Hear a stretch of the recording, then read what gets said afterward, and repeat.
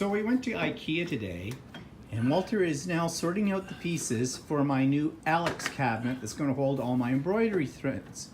Can you say some assembly required? Yeah, check out the hardware. Oh, this could be days.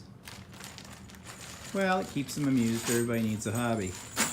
Yeah, this thing weighed a ton as well. Because it's all pressboard. Look at that. Hope it fits. Hope all the pieces are here. Oh, that's another thing, yeah. Well, you have 365 days to take it back. The only trick is you got to put it back in the box. That's not going to happen.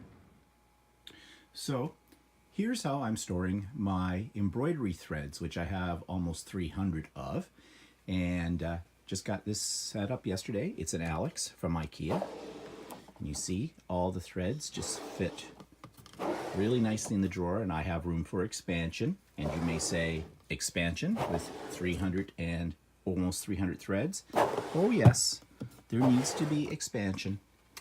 Because you know, I don't have all the colors yet. I got a lot of green though. So you have to have lots of variety because you want to do shading.